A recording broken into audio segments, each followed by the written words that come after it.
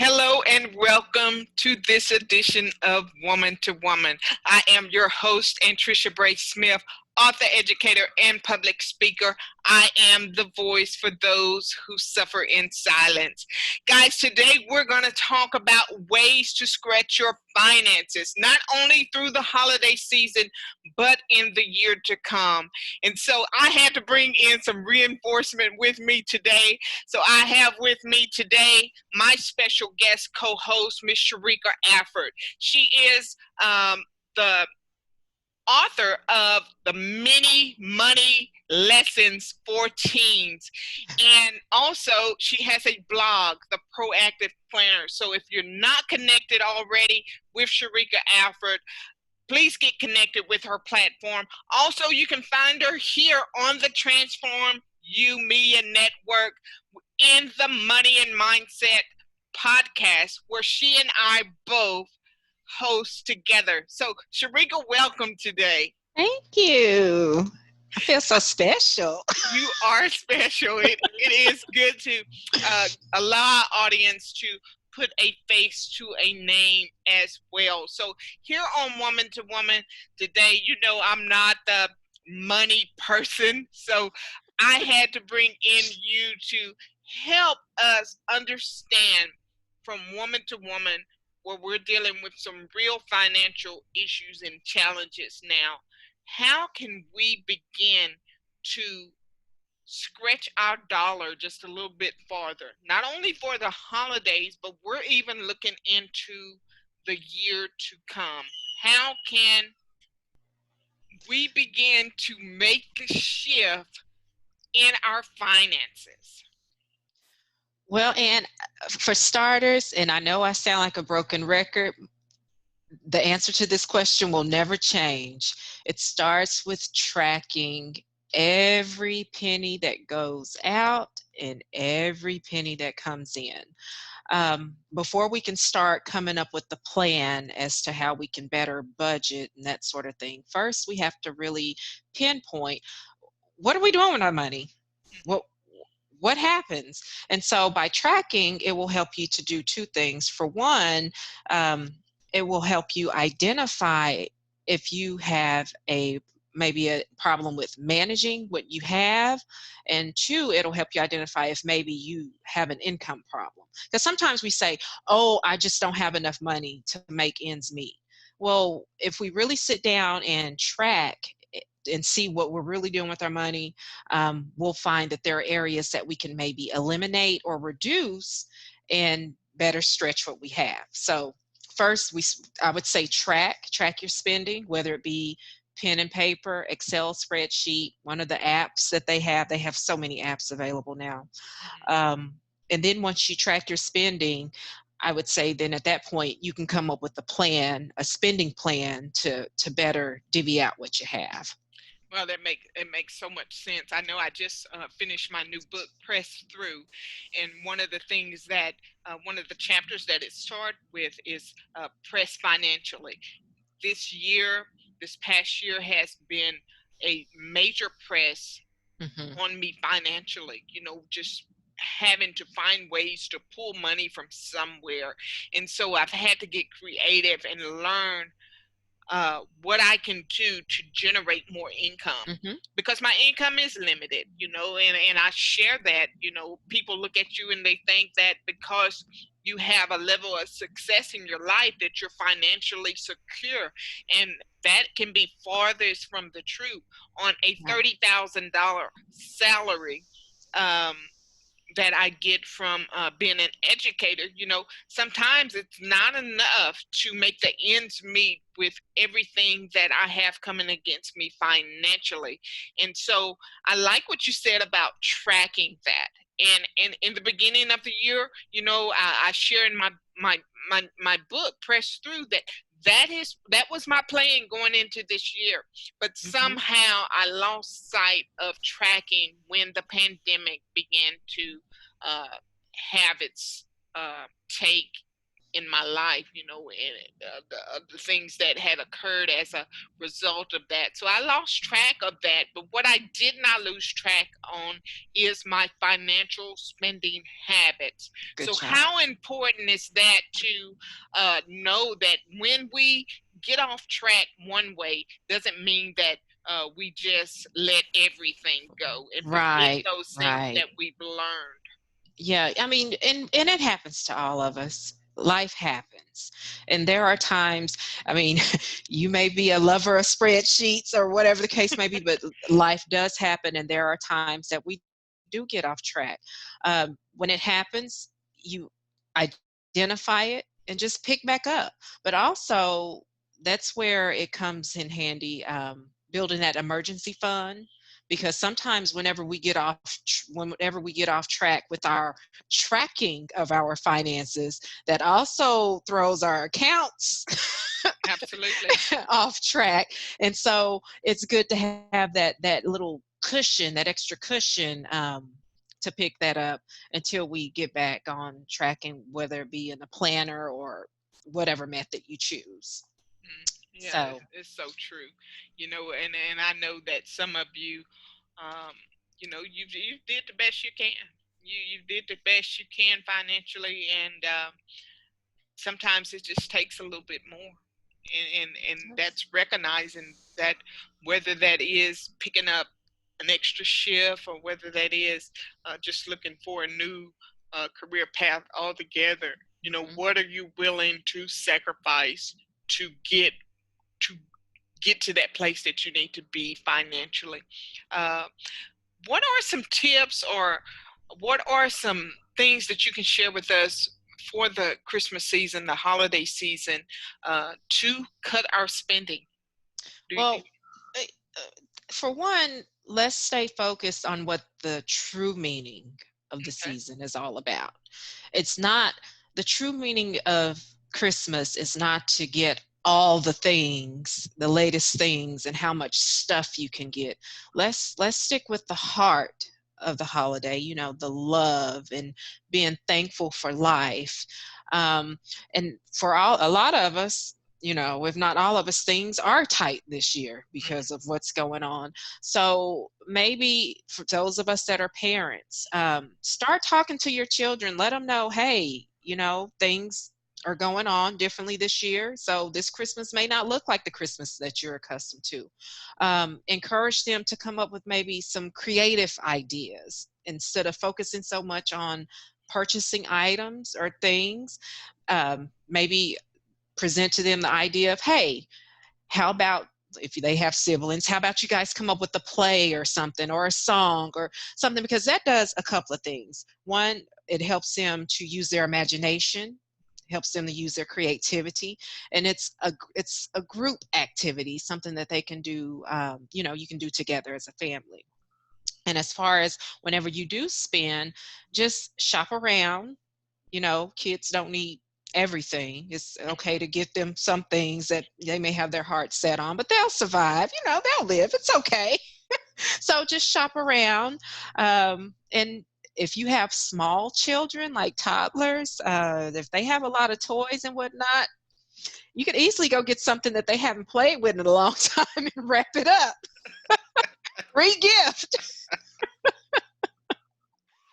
For sure. I'm a big fan of regifting.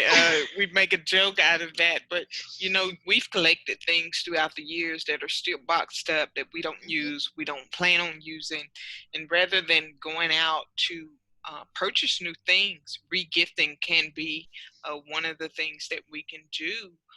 When we want to give a gift to that special someone. Another thing that I thought that is helpful, and you touched a little bit on that, is just to give gifts that don't cost you anything. Give Right. the When was gift. the last time you wrote a letter?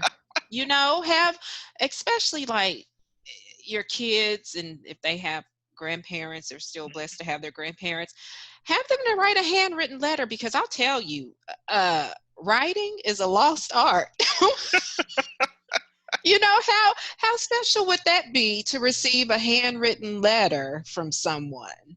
So That's something that you can do as well. And keep in mind, we still have to live after Christmas. Let's not All lose right. sight. So Because a lot right. of times we get caught up in the the advertisements and the fa la la la la and the warmth of the holidays, and you look up, it's February and you still paying for December. That's not Yeah. what we're trying to do. So let's stay focused. Yeah, absolutely. And another one of the things that I encourage people to do is to shop small business. I'm a big fan of shopping small business and not really getting drawn into the hype of the Hmm. department stores and the big ticket items and things of that. So shop Right. small business. That's another way that you can save and minimize spending. Right.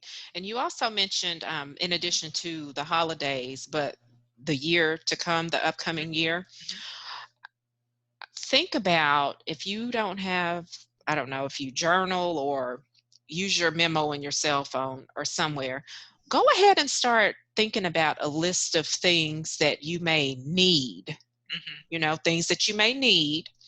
And so that way, if you receive a lump sum of money, whether it be through a bonus, a stimulus check, tax refund, that way you'll already have your list and you can already prioritize your spending.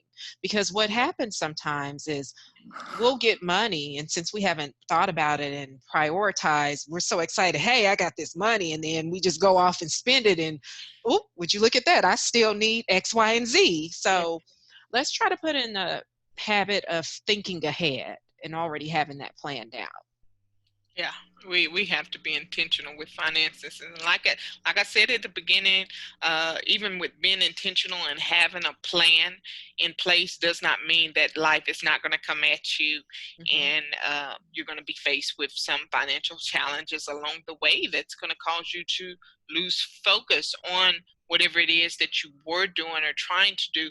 But one thing that I encourage you not to do is not to give up on the great positive motivational habits that you picked up as it relates to your spending and the things that you have learned as it relates to your finances. Those are important. We don't develop these habits to pick them up and put them down. uh, we don't want to be that emotional spender. We don't Right. want to be emotionally drawn to uh, poor habits as it relates to our finances. 2021 is guys, I don't think it's going to look any different than 2020. It's another day. Yes, it's another year, but it's another day. The way we make the greatest impact in 2021 is by shifting our mindsets as it relates to our money and our spending habits and our financial uh, relationship. Yeah, we're not gonna wait until the new year to get better. We're gonna do better now. There's no need to wait for, New Year's resolutions and all that jazz. I say go for it now. Yeah. Absolutely, because it starts with right now. The choice and the decisions you make today impact your tomorrow. And so, whatever that looks like, um, we have to do that. What about maybe that someone that says, "Well, I've just got a new house, or maybe I need a new appliance, or maybe I need new furniture, or something like that." What do we say to that person? What kind of uh, uh, strategy or what kind of method advice can we give for spending on things that cost uh, more money, that's going to take a big chunk of our money? Yeah, absolutely. The new house. Oh, that's so exciting. All I can say is don't get caught up in the trap of the I have the new house, so now I need to go rush out and get all the new things to fill up this new house. Um, you started out the question saying need. You Hmm. said appliance and then you said furniture. Well, first I'll say let's determine what's a need versus a want, or maybe a need and maybe not need right now. Hmm. So if you already have appliances but you don't like the way they look because they don't match just so, but they work, well, I don't. know that that's really a need. That's a nice to have. So I would say first, let's prioritize. Goes back to prioritizing. Let's decide what's a need versus a want. And then just start saving up. You know, you can shop around and say, well, this sofa is going to cost X amount of dollars. So it goes back to that list that I mentioned earlier. You know, list out the things that you need. You can also add your wants. You prioritize, and so you can work towards saving up. If you just really feel like you got to have it right now, hey, Craigslist, friends, Goodwill, secondhand. I mean, you can you can find some things that are basically brand new at Goodwill and secondhand stores. You clean it up and voila. Yeah, So I would say prioritize, come up with your plan, but just whatever you do, please don't go the rent to own route because that, you know, that's not good. You'll waste a lot of money. And just be patient. You know, we live in a microwave society. We got to have everything right now. We got to have everything yesterday. Got to have it. Got to have it. Got to have it. Just be patient and work your way to it. absolutely. Yeah, I'm a big fan of not making those um, rash decisions Mhm. right now, especially when we're not in a place to where we can financially really afford it, or to really afford to take the risk on that. You know, yeah, your car, it's running bad, but is it getting you to the place where you need to be right now? Or are you getting the little maintenances done right now that needs to be done to help it get you where you need to be for right now? And that's For one of right the now. things, so many people are making rash, impulsive decisions. Hmm. It's draining our finances. And so when something that's an emergency, or when something comes up that we really need the finances for, we don't have it. And that's just the poor habits, guys. That's just poor habits that we pick up. There are things that I could use and that could benefit me right now. I could use new wheels for my car. I could use a new motor in one of my cars. I could use some new furniture. I could use, um, say, getting my hair done. I could Can use we all? those things right now, but financially, I'm just not in a situation or in a place to where I can invest in those things right now. I cannot invest in those things right now, so I have to look at what vehicle do I do have that um, can get me where I need to go from day to day. Today, what am I sitting on right now that's holding me up?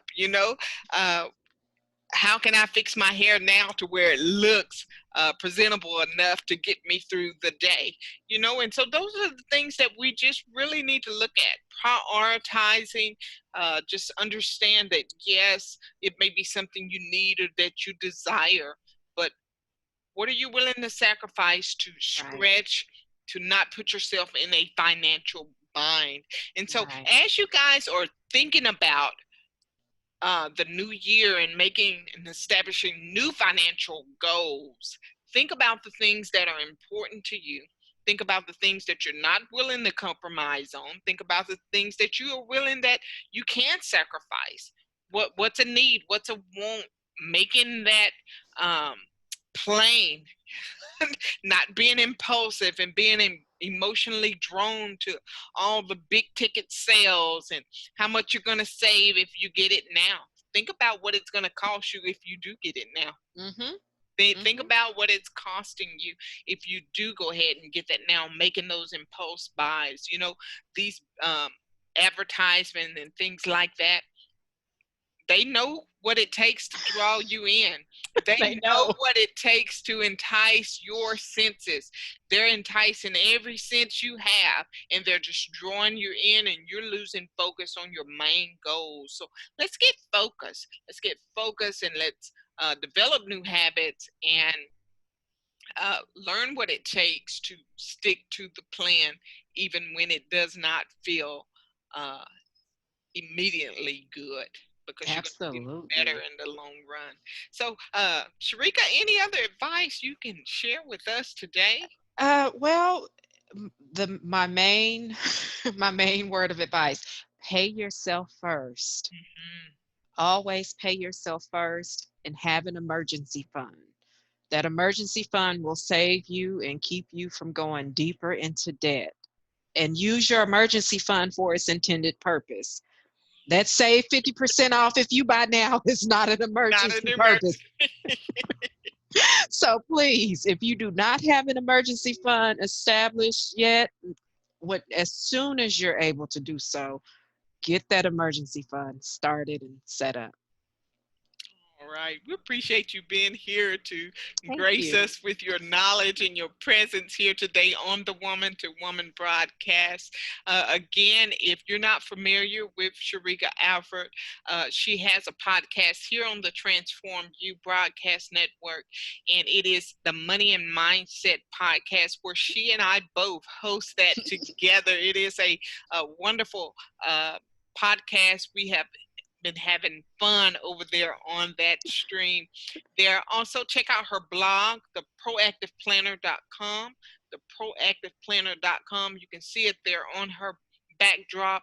Um, Go and visit her there. And also, she has a new book out that she co-authored with her daughter, her teen daughter, Many Money Lessons for Teens. And so, even though it says for teens, I know that it's something that you can benefit from too, if you're in a place to where you haven't developed a great financial relationship.